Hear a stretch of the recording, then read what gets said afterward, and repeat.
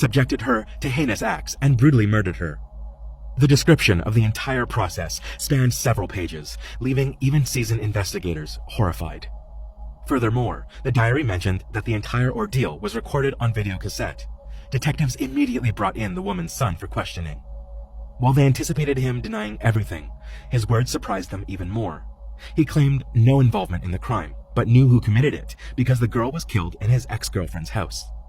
This perplexed the police, prompting them to ask the man for the address of this house.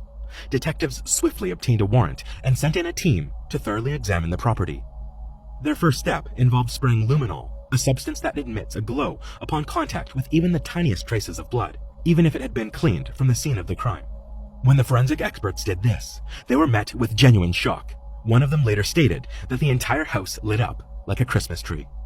The chemical revealed that blood was practically everywhere, and most importantly, the blood-stain patterns matched the gruesome details of the murder described in the diary.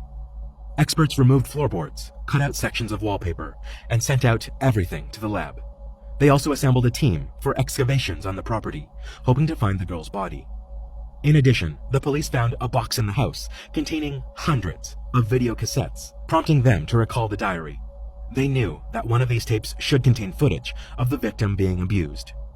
Detectives meticulously reviewed each tape, a process that took countless hours. However, none of the cassettes contained anything relating to the murder. The excavations also yielded no results. There were no remains or any evidence in the soil on the property. But then, the detectives faced the most unexpected twist. Experts analyzing the remains of the bloodstains in the house concluded that the blood belonged to an animal, not a human. This came as an absolute shock to the police, as they were convinced they were finally on the verge of solving Kirsten's case. Instead, investigators faced yet another false lead. What this was exactly remains unknown.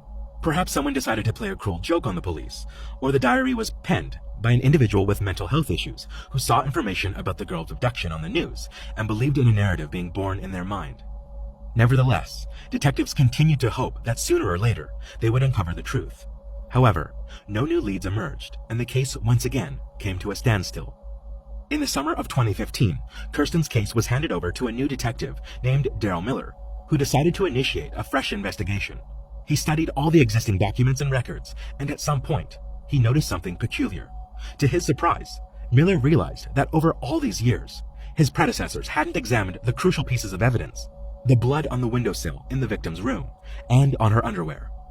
Although these pieces of evidence were stored in the warehouse for some inexplicable reason, they hadn't been sent to the lab for analysis. Perhaps, back then, the police thought the blood belonged to the girl, and analyzing it wouldn't yield any results. Miller decided to rectify this and sent the evidence to the lab,